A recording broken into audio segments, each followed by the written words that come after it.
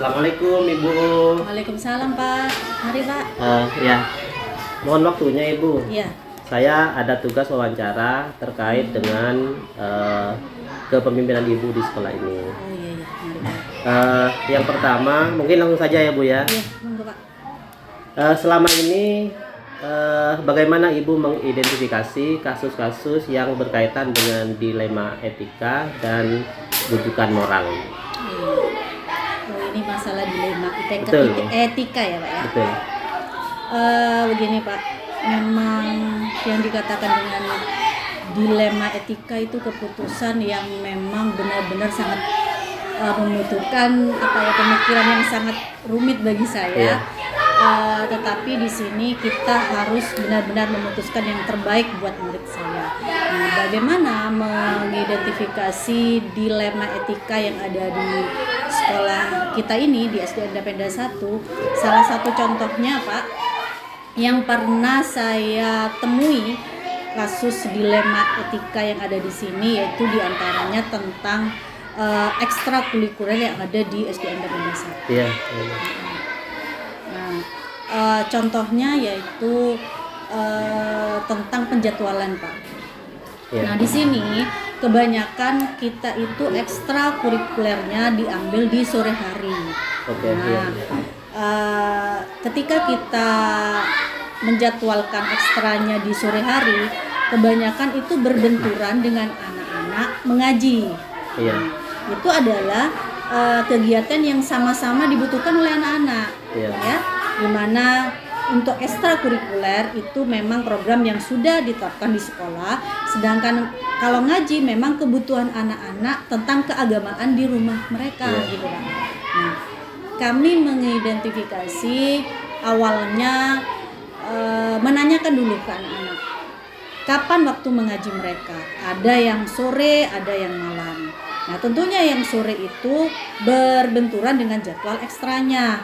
Oleh karena itu, diidentifikasi semua murid-murid yang ada di SD Indapenda 1. Kebanyakan mengajinya di sore hari atau malam hari. Nah, ternyata memang dari sebagian besar murid kita itu mengajinya di sore hari. Nah, itu yang merupakan masalah besar di sini Pak bagi kita. Jadi dilemanya ketika waktunya berbenturan gitu ya. Iya, dilemanya di sana berbenturan dengan jadwal mengaji mereka. Lalu bagaimana Bu, Ibu menjalankan pengambilan keputusan terhadap dilema yang Ibu hadapi tersebut? Iya. Pertama Pak, saya tidak memutuskan sepihak. Artinya saya sendiri langsung memutuskan pada saat itu, tidak. Tetapi dari hasil identifikasi kita temukan berapa banyak anak yang mengaji di sore hari. Kemudian saya memanggil semua guru yang ada di sini, kita rapat, kemudian kita bahas tentang jadwal yang berbenturan dengan jadwal mengaji mereka. Kemudian dari hasil rapat itu ada masukan dari guru, harusnya seperti ini Bu. Kemudian saya putuskan yang terbaik buat kita dan terbaik buat anak-anak juga. Berarti itu juga merupakan prosedur yang Ibu jalankan gitu ya? Iya. Termasuk berembuk dengan teman-teman guru yang lain? Berkomunikasi dengan teman-teman guru. Kemudian dari hasil komunikasi dengan beberapa dari semua guru itu Pak, banyak yang mengusulkan kita undang dulu Bu, kita undang tokoh masyarakat yaitu guru ngaji yang terlibat langsung mengajari anak-anak mengaji. Nah, untuk jadwal berikutnya kita itu mengundang para guru ngaji yang ada di sekitar sekolah yang anak-anak biasa mengaji ke beliau-beliau itu Pak. Baik. Dari beberapa prosedur atau cara yang Ibu lakukan dalam menghadapi dilema etika tersebut, kira-kira yang mana Ibu yang paling efektif dalam rangka menyelesaikan kasus dilema etika tersebut? Setelah kita itu langkah-langkah saya ya Pak yang tadi itu mengidentifikasi dulu anak-anak yang mana yang mengaji di sore hari atau malam hari.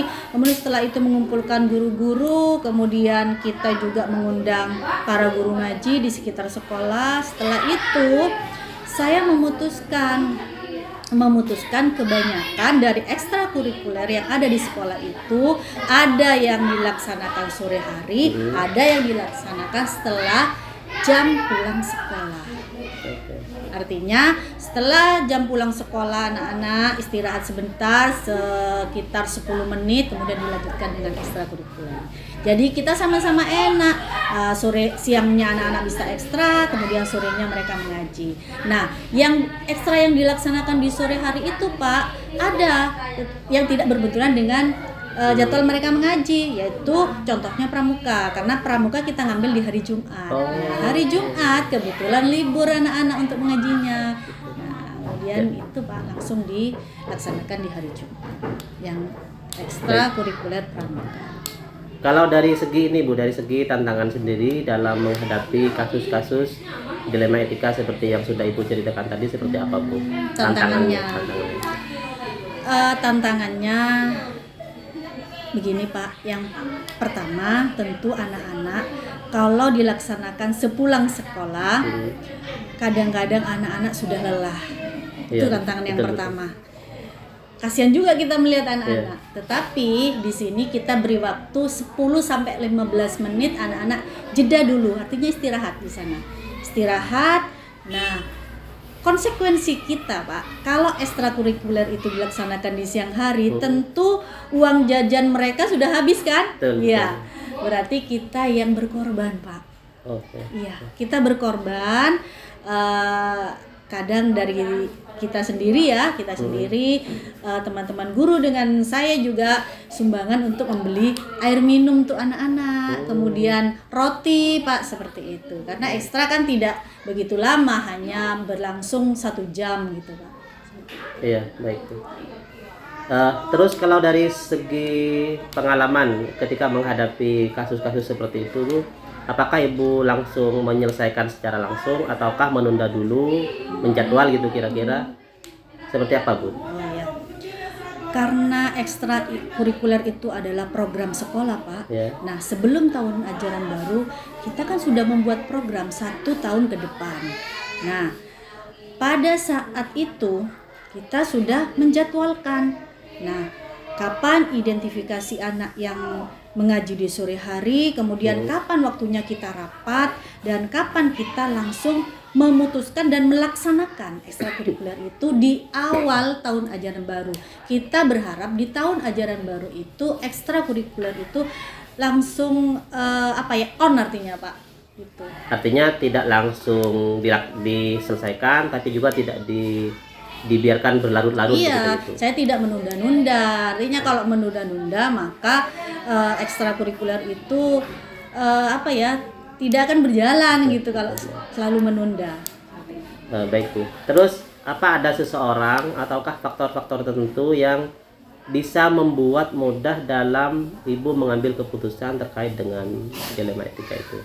Tentu Pak, banyak yang memotivasi saya, kemudian memberi masukan ke saya, diantaranya adalah rekan-rekan guru Pak. Iya, rekan-rekan guru banyak memberi masukan ke saya, kemudian juga para wali murid. Iya, karena di sini wali murid di sini proaktif Pak, artinya setiap anak-anak itu diantar ke sekolah, berangkat ke sekolah mereka diantar, kemudian pulang sekolah kadang-kadang mereka itu dijemput. Nah, pada saat mereka menjemput putra-putri mereka, kita ikut berkomunikasi dengan mereka. Enaknya seperti apa? Nah, kita tampung masukan dari mereka. Kemudian masukan dari guru-guru. Nah, itu yang mempermudah saya memutuskan dilema etika yang ada di SDN 81. Kalau dari ini Bu, kalau dari misalnya dari pengawas misalnya atau dari dinas pendidikan sendiri seperti apa Bu?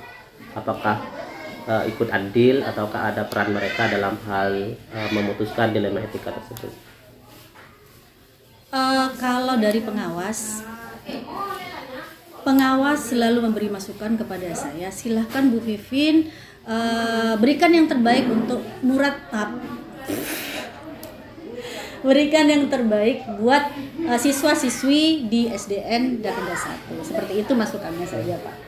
Artinya berpihak pada murid lagi. Iya, berpihak pada murid. Kami juga berpihak kepada murid. Jadi kalau tadi anak-anak kan pasti lelah gitu, kita Iya. kembali ke awal tadi ya, lelah, kita kasih Pak konsumsi mereka, kita tanggung konsumsi mereka Iya. seperti itu, biar mereka itu tidak capek dan punya energi kembali gitu. Baik Bu, yang paling terakhir Bu, dari apa yang sudah Ibu sampaikan tadi sangat keren sekali dalam hal pengambilan keputusan berkaitan dengan dilema etika. Tapi apakah ada hikmah yang bisa Ibu ambil dari kasus-kasus yang sudah dialami tadi Bu? Iya. Yang pertama hikmah yang saya dapat, yaitu yang kami dapat ya, bukan saya ya, utamanya untuk SD kita ini, kalau ekstrakurikuler itu berjalan dengan lancar Pak, maka anak-anak itu lebih lebih paham, kemudian lebih lancar. Misalnya ekstranya drum band, maka mereka mahir di drum bandnya, kemudian di pramukanya juga mereka menguasai seperti itu. Kemudian ada juga ekstra kadang-kadang olahraga Pak, seperti itu, main sepak bola. Jadi anak-anak pada saat nanti lomba di Agustusan mereka kan selalu juara 1 seperti itu. Iya. Kemudian hikmah yang lain Pak, kita itu bisa berkomunikasi, bersilaturahmi dengan tokoh-tokoh masyarakat yang ada di sekitar, yaitu terutama guru-guru ngaji mereka. Kita kan menjalin silaturahmi lah dengan beliau-beliau. Itu yang kita dapat. Baik, mungkin itu Bu wawancara yang merupakan tugas saya sebagai calon guru penggerak. Terima kasih saya sampaikan terhadap kesediaan Ibu untuk wawancara ini. Semoga sukses ya Pak. Amin. Terima kasih Bu. Ya.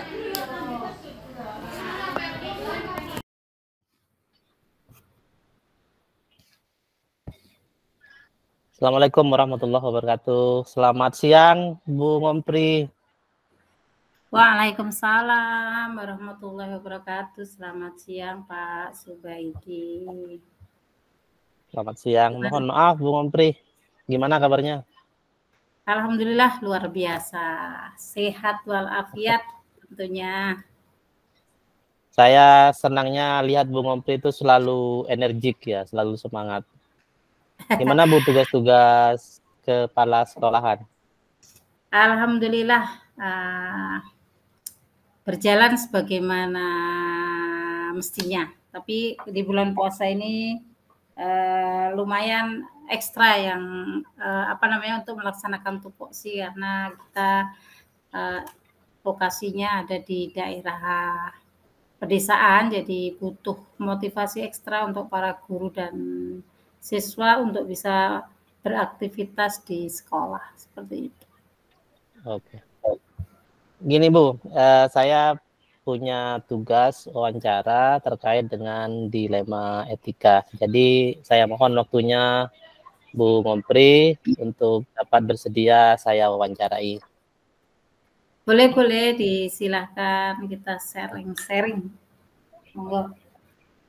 Baik, pastinya sebagai kepala sekolah Jeng Peri selama ini pasti berhadapan dengan dilema etika ataupun dengan bujukan moral gitu ya Bu. Kira-kira kalau yang Ibu lakukan selama ini terkait dengan dilema etika, bagaimana Ibu mengidentifikasi kasus-kasus yang merupakan dilema etika ataukah dia itu bujukan moral? Oke, salah satu upaya kami mengidentifikasi kasus-kasus yang ada di sekolah itu sebenarnya tidak kesulitan. Karena pada umumnya kondisi ideal dengan kondisi real yang ada di sekolah itu masih banyak temuan-temuan yang tidak sesuai dengan kondisi real. Jadi hal itu menjadikan kami lebih mudah untuk mengidentifikasi permasalahan yang ada di sekolah, terutama sebagaimana yang disampaikan tadi tentang dilema etika. Jadi banyak hal-hal yang memang seharusnya dilakukan di sekolah, tapi ternyata tidak sesuai dengan kondisi di lingkungan kami. Jadi itu menyebabkan dilema etika yang ada di sekolah seperti itu. Ya, oke, baik Bu. ada ini Bu, apa namanya, bagaimana sampean menjalankan ataupun mengambil keputusan ketika berhadapan dengan kasus-kasus yang misalnya ada satu kasus gitu ya, mengharuskan ibu ada dua kasus yang dimana kasus tersebut harus diambil keputusan yang dimana keputusannya itu atau kasusnya tersebut mengandung nilai-nilai kebajikan yang saling tarik menarik, misalnya antara benar dan benar ya, itu kan sebenarnya definisi dari dilema etika Bu. Misalnya gimana Bu, sampean mengambil keputusan ketika ada sebuah kejadian atau peristiwa yang dimana berdampak pada satu benar, yang lain juga benar gitu ya, ketika dihadapkan pada kasus seperti itu Bu. Oke, tentunya kami upaya sebelum memutuskan dengan adanya dua kasus yang sama-sama baik itu, pastinya yang saya lakukan adalah kolaborasi.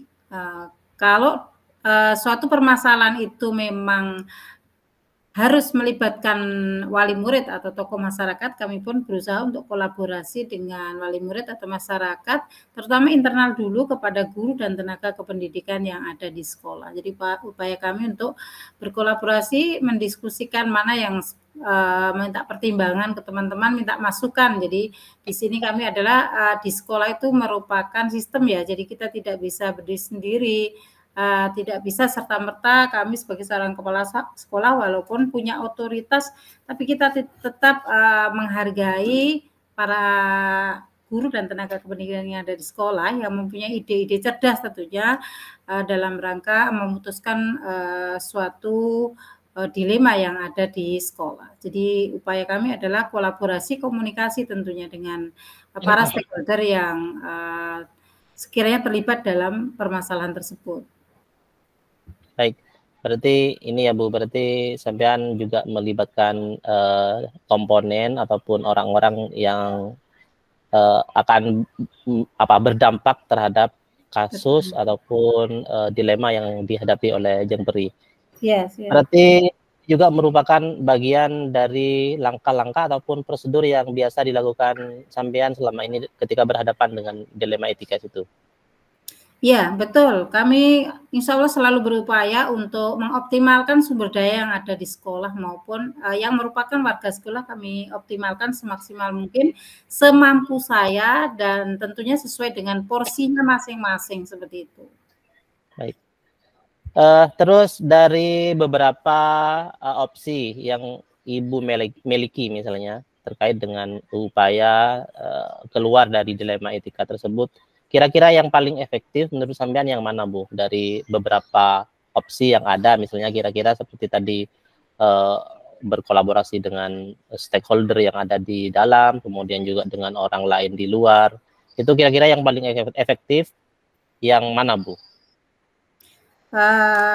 Yang paling efektif tentunya setelah kita mungkin mendengarkan ya atau duduk bareng bersama para pemangku kepentingan yang ada di sekolah yang sekiranya berdampak dengan kasus atau permasalahan yang ada di sekolah itu, saya kira lebih efektifnya yaitu karena kita yang sering ketemu langsung di sekolah yaitu para guru dan tenaga kependidikan yang ada, walaupun kita sesekali kita memang melibatkan para pemangku kepentingan yang lain seperti tokoh masyarakat atau seperti komite. Jadi seperti itu.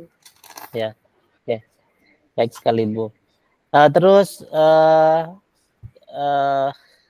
selama ini yang menjadi tantangan dalam pengambilan keputusan ketika Ibu berhadapan dengan kasus-kasus dilema etika, apa Bu tantangannya Bu? Ya. Ada beberapa tantangan yang pastinya yang kami temukan, salah satu diantaranya itu mindset dari para GTK itu kan tidak sama. Ada yang sudah mulai grow mindset, ada yang masih fixed, ya seperti itu. Jadi tantangan kami adalah ada beberapa guru yang masih mempunyai pemikiran yang masih mandek ya, istilahnya belum atau masih mau berproses untuk bertumbuh. Jadi di situ kami harus berjuang untuk ekstra memberikan pengertian kepada beliau yang belum mau bertumbuh dalam pola pikirnya seperti itu. Oke. Terus ketika berhadapan dengan kasus-kasus, misalnya ada satu kasus yang harus diselesaikan, apakah Jeng Peri itu nunda dulu, ataukah langsung diselesaikan, ataukah ada jadwal-jadwal khusus yang dirancang ataupun disusun untuk menjalankan atau menyelesaikan kasus-kasus yang dihadapi berkaitan dengan dilema etika itu, Bu? Oke, ada beberapa hal yang memang sudah kami jadwalkan, sudah terjadwal ketika ada permasalahan yang muncul tiba-tiba yang anggaplah tidak disangka-sangka, ya pastinya kita tidak sesuai dengan jadwal, artinya mungkin itu istilahnya insidentil ya. Jadi di situ selama kami mampu dan memang kondisi memungkinkan, itu pasti langsung diatasi. Tetapi jika masih membutuhkan para pemangku kepentingan yang lain yang memang berkompeten di bidangnya, pastinya kami bukan menunda, artinya kalau butuh waktu besok misalnya, ya pastinya kami untuk menyelesaikannya di besok hari atau di hari berikutnya, karena mungkin pada saat ini beliaunya yang punya kompeten di bidangnya misalnya tidak ada. Jadi melalui komunikasi dan umpamanya yang bersangkutan sanggup untuk besok hari, ya pastinya kami bisa menjadwalkan keesokan harinya seperti itu. Jadi tergantung kasusnya gitu ya, Bu. Kalau harus disesuaikan dulu, kalau harus langsung saat itu juga, ya langsung juga diselesaikan saat itu juga gitu ya, Bu ya. Iya. Terus ini, Bu, apakah ada seseorang ataupun faktor-faktor tertentu yang mempermudah atau membantu Jeng Peri dalam mengambil keputusan ketika berhadapan dengan kasus-kasus dilema etika, Bu?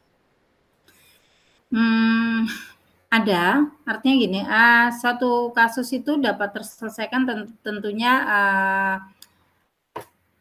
butuh bantuan kepada orang lain. Ada juga di dalam penyelesaian kasus ini misalnya ada hubungannya dengan pengawas. Tentunya kami langsung berkomunikasi dengan beliau dan beliau sangat support. Jadi para pemangku kepentingan melalui kepanjang tangan Dinas Pendidikan, melalui Bapak Pengawas misalnya, itu sebagai tempat konsultasi kami untuk bisa membantu menyelesaikan masalah. Jadi pastinya ada, dan beberapa guru tentunya yang sudah punya grow mindset ini sangat suportif ini, seperti itu. Ya, baik. Terkait ini, Bu, dari apa yang sudah Ibu sampaikan dari atas sampai saat ini tadi, dari pengalaman Ibu sudah lakukan berkaitan dengan bagaimana keluar dari dilema etika itu, apakah ada pembelajaran, ya, pelajaran apa yang bisa dipetik gitu ya, kira-kira seperti itu, yang bisa dipetik dari kasus-kasus yang selama ini sudah Jeng Peri hadapi dan Jeng Peri selesaikan? Oke, banyak pembelajaran yang dapat saya pribadi peroleh, yaitu terutama di ini kesabaran. Jadi kami sebagai seorang pimpinan kita harus punya sikap yang sabar, lebih bijak di situ ya. Kemudian kita bisa semakin menjaga hubungan dengan para ketika itu lebih intens. Jadi komunikasi lebih intens daripada tidak ada masalah sama sekali, kan kita kadang-kadang sibuk sendiri, yang guru-guru ngajar, kita juga punya pekerjaan tugas yang lain, jadi seperti itu.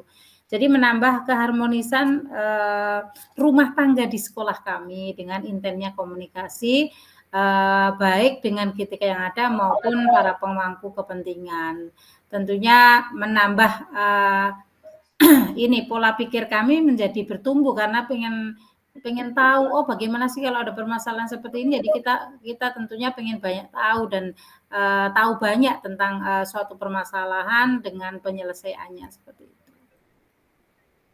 Baik, wah, sangat komprehensif sekali apa yang sudah Ibu paparkan tadi. Saya mengucapkan terima kasih atas kesediaan waktunya dan berbagi pengalaman terkait dengan dilema etika yang dihadapi oleh Jeng Peri selaku kepala sekolah. Sudah berapa tahun, Bu, jadi kepala sekolah, Bu? Sudah lama ya? Alhamdulillah sudah hampir 8 tahun. Alhamdulillah. Iya, iya. Baik Bu, mungkin cukup Bu. Ini Oke. durasinya juga sudah cukup sepertinya. Terima Terima kasih atas kasih. waktunya. Mungkin Sama-sama. kita Sukses jumpa selalu. lagi di lain kesempatan ya Bu ya. Iya, sama-sama. Terima kasih. Assalamualaikum warahmatullahi wabarakatuh. Waalaikumsalam warahmatullahi wabarakatuh.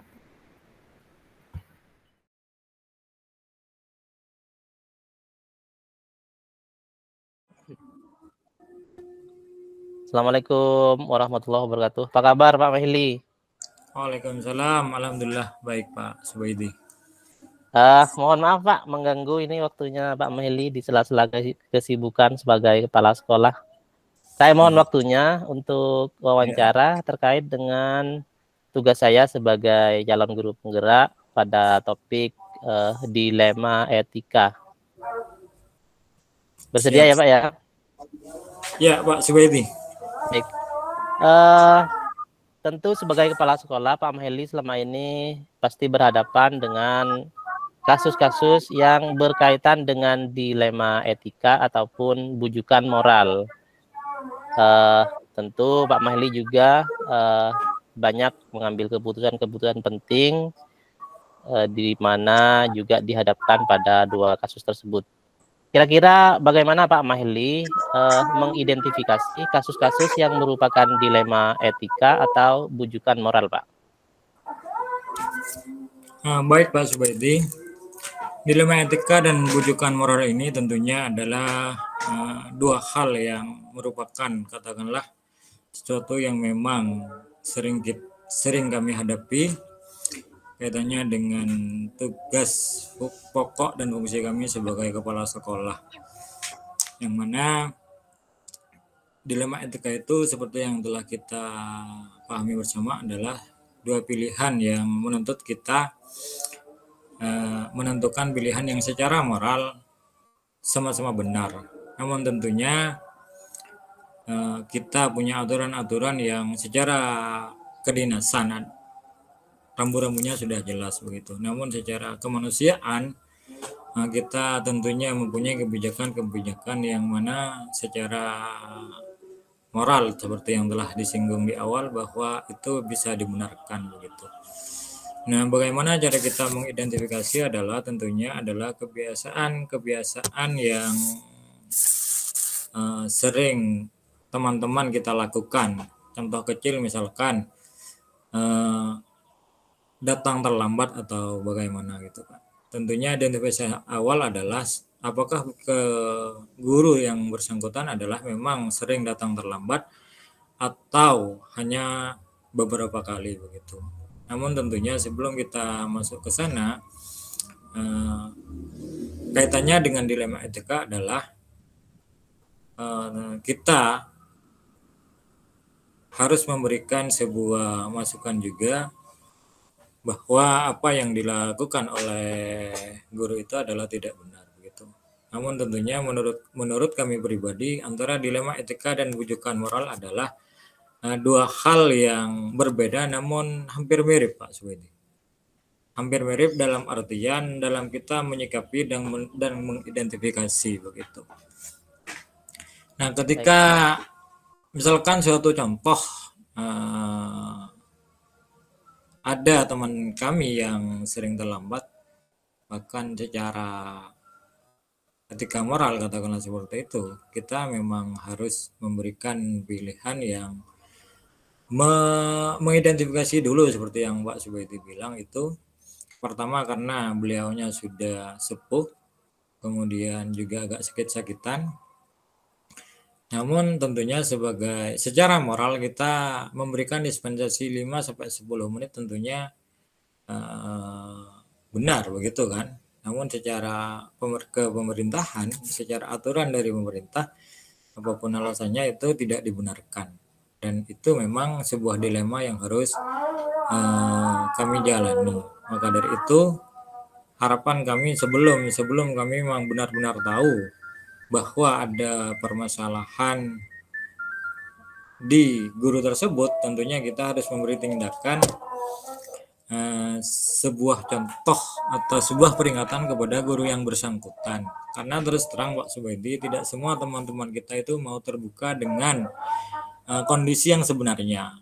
Kadangkala ada rasa sungkan dari teman-teman kita sehingga ada beberapa hal dari apa yang mereka lakukan tidak tersampaikan secara jelas dan secara nyata lah kepada kami. Ada beberapa hal yang sering kali mereka tidak mau memberitahu karena alasan keluarga atau apapun itu, kan begitu. Makanya dalam contoh kasus sederhana yang kami alami barusan itu, karena gurunya sering terlambat dan ketika ditanya tentunya pendekatan secara karena beliau sudah senior, kami juga harus hati-hati. Alasannya karena kesibukan ABC segala macam. Dan akhirnya kami juga karena mau tidak mau harus memberi teguran, tapi teguran yang baik lah, yang tidak menyinggung terhadap beliaunya, maka kami pun melambatkan diri sebagai istilahnya ya, biar kami tidak menyinggung ketika kami melakukan supervisi begitu. Nah dari situ ternyata setelah itu beliaunya mau terus terang bahwa kondisi keluarganya seperti ini begitu. Secara personal seperti itu setelah kami supervisi. Nah dilema etikanya di sana. Ketika kami memberikan dispensasi, apakah secara pemerintahan boleh atau tidak, kan begitu pertanyaannya. Namun akhirnya jalan keluarnya adalah ketika kami memberikan jam di awal pembelajaran, maka otomatis ada beberapa menit yang terlewati. Maka dari itu kami memberikan jam di jam ketiga atau keempat, yang mana nantinya akan menyambung kepada jam istirahat begitu. Nah, ketika beliaunya datangnya lambat 5 menit, maka konsekuensinya adalah istirahatnya juga lambat 5 menit begitu Pak Subadi. Memang apakah itu benar atau salah secara aturan, tentunya kita karena fokusnya di sini adalah dilema etika yang mana moral kita kedepankan, makanya bagi kami pada prinsipnya kewajiban dari guru itu tidak ditinggalkan. Masalah pergeseran waktu tentunya adalah tugas kami sebagai penanggung jawab di sekolah, agar supaya guru-guru kita tidak meninggalkan kewajiban dan siswa kami menerima haknya juga begitu. Seperti Baik, sepertinya tadi juga sudah dijelaskan oleh Pak Maheli terkait dengan langkah-langkah atau prosedur seperti apa yang sudah dilakukan selama ini gitu ya. Nah, berikutnya Pak, apakah ada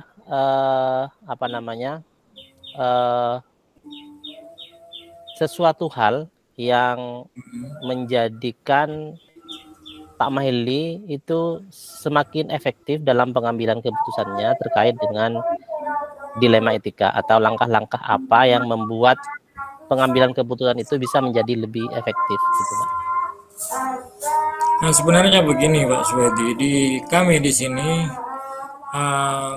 segala sesuatu itu yang pertama kami kedepankan adalah kekeluargaan. Itu yang pertama. Kekeluargaan di sini adalah bagaimana kami membangun sebuah komunikasi yang baik antara guru, antara saya dengan guru-guru saya, antara guru-guru sesama guru begitu.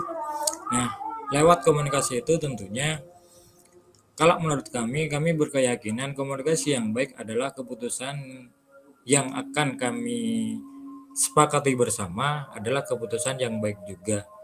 Nah, kadangkala begini Pak Suwedi, yang mana oleh sebagian orang kadangkala dianggap sepele begitu kan. Ketika seorang guru itu tidak masuk, maka izinnya di pagi hari. Gitu. Namun hal itu akan mengakibatkan kelas yang mereka tinggalkan akan terbengkalai begitu. Makanya kami secara intensif berkomunikasi. Dan sebisa mungkin bagi teman-teman guru itu kalau tidak mau masuk minimal lah malam harinya itu memberitahu sehingga dapat dikondisikan oleh guru-guru yang lain.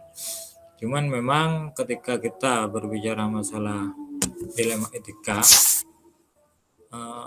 memang pada poinnya adalah bagaimana kalau kami itu tetap secara kewajiban mereka tidak meninggalkan dan peserta didik kami menerima haknya begitu.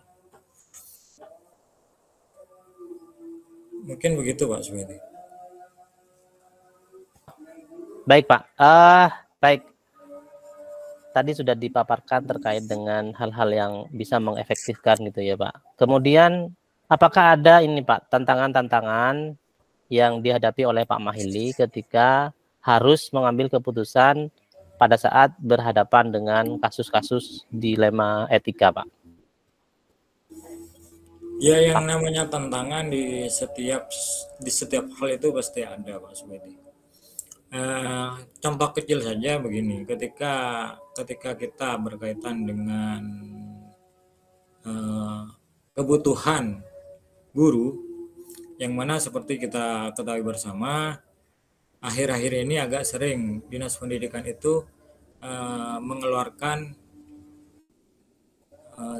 semacam surat tugas untuk kegiatan misalkan penerimaan SK,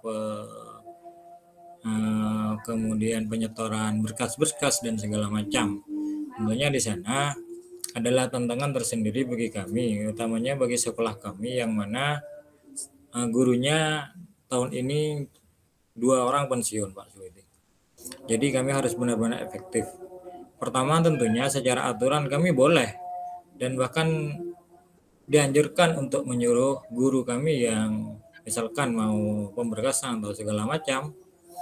Namun tentunya kami juga harus mengutamakan kondisi di sekolah begitu. Artinya ya kalau boleh sih mereka anggaplah ke dinas pendidikan, tapi jangan terlalu bagi juga kan begitu. Artinya masuk dulu ke sekolah, mereka mengajar dulu. Kemudian setelah anggaplah waktu istirahat atau kalau bisa setelah jam pulang sekolah kan bisa jam kedua ke dinas begitu. Namun tentunya hal itu tidak semuanya guru menyukai kan begitu. Tidak semua guru menyukai, bahkan mereka menganggap bahwa kami terlalu keras ya Pak. Begitu. Cuman pada intinya, namun untungnya Pak Suwedi di sini sudah terbangun komunikasi kekeluargaan dan keharmonisan antara warga sekolah begitu. Jadi meskipun agak keras mereka pun akan paham begitu. Karena dari awal utamanya saya di sini yang dibangun pertama adalah keharmonisan dan kekeluargaan, dan kami berusaha untuk selalu terbuka utamanya hal-hal tentang sekolah. Namun ya tentunya hal itu masih ada saja tantangan-tantangan itu. Terlalu keras, ABC segala macam. Namun kami tetap akan memberikan pengertian, bukannya kami melarang atau bagaimana. Tapi sebaiknya kalau toh memang harus hari itu juga, maka kami persilahkan hari itu juga Pak Swedi. Oke. Baik Pak. Terkait ini Pak, kalau misalnya Pak Mahili berhadapan atau dihadapkan pada kasus-kasus dilema etika, apakah seperti biasanya gitu ya? Iya. Kebiasaan Pak Mahili itu apakah langsung menyelesaikan saat itu juga, ataukah menjadwal dulu penyelesaiannya sehingga kira-kira lebih matang lah gitu seperti itu? Landasan pengambilan keputusannya itu haruskah juga dijadwal ataukah harus ditunda dulu gitu Pak? Ataukah langsung diselesaikan saat itu juga? Gimana Pak? Untuk hal itu tentunya kondisional Pak Subedi. Namun lebih sering kalau saya itu hari itu juga begitu. Karena ya agak dilema juga sih, cuman kita sudah tahu manfaat dan mudaratnya kan begitu. Dan kami setiap sepintas juga sudah tahu karakter guru-guru kami bagaimana. Karena kalau semakin kita berlarut-larut kan kasihan juga merekanya, kasihan juga teman-teman guru, ketidakpastiannya ini boleh atau tidak kan begitu. Boleh atau tidak. Jadi kalau boleh sih sesuai harapan mereka ya enak. Takutnya kan tidak sesuai dengan harapan mereka, merekanya malah kecewa. Kalau kami sih, kalau saya cenderung hari itu juga. Hari itu juga misalkan guru itu kecewa dengan waktu misalkan acaranya kapan, kita masih punya jeda waktu untuk saling berdiskusi, untuk saling plus minusnya begini. Kalau kamu misalkan contoh yang tadi itu, kalau kamu langsung pagi ke dinas, terus yang ngajar siapa, kalian juga murid kan begitu. Oke, Kecuali memang ada guru lain yang siap gitu. baik. Baik Pak, terus apakah ada faktor-faktor ataukah seseorang misalnya pengawas atau dinas yang membantu ataukah mempermudah dalam Pak Mahili mengambil keputusan dalam kasus-kasus dilema etika? Dalam kasus-kasus dilema etika untuk sampai saat ini sementara ya kebanyakan masih saya yang menyelesaikan sendiri Pak Subeti. Kecuali nanti itu hal-hal yang sifatnya harus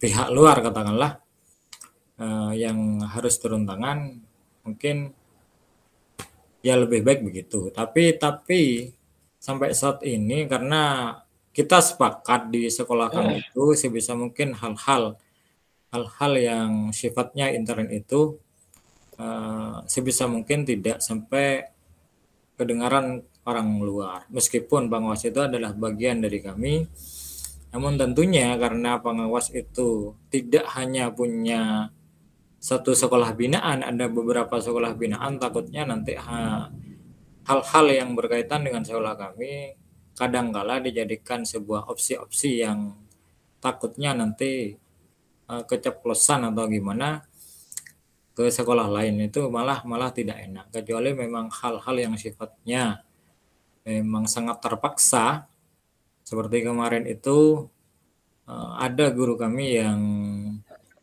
tidak S1, tidak S1, namun secara aturan kan tidak boleh sudah Pak Subedi. Iya, Pak. Secara aturan tidak boleh, namun biar bagaimanapun kita sebagai sesama teman yang juga kasihan mau mengeluarkan dari Dapodik begitu. Dan statusnya di Dapodik pun anggaplah warning kan begitu. Boleh iya, boleh tidak, meskipun sudah seharusnya tidak begitu. Maka dari itu saya secara personal ke teman guru itu, bagaimana mereka dianya mau tetap semangat untuk mengejar S1-nya, dan tugas kami adalah mempertahankan di Dapodiknya begitu. Oke.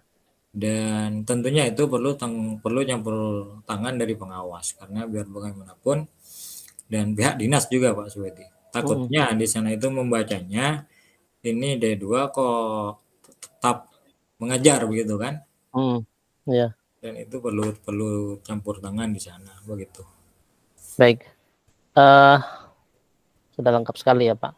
Terkait ini Pak, apakah ada pembelajaran ataukah hikmah yang bisa diambil dari kasus-kasus yang selama ini sudah ditangani dan sudah diambil jalan keluarnya oleh Pak Mahili yang berkaitan dengan dilema etika tadi itu Pak? Hikmahnya lah kira-kira seperti itu. Hikmahnya yang pertama, mereka guru-guru lah terutama itu sudah mulai terbuka Pak Subedi. Sudah mulai terbuka tentang sekolah lah utamanya, bagaimana kita sama-sama, pada intinya kan outputnya adalah kemajuan sekolah kami.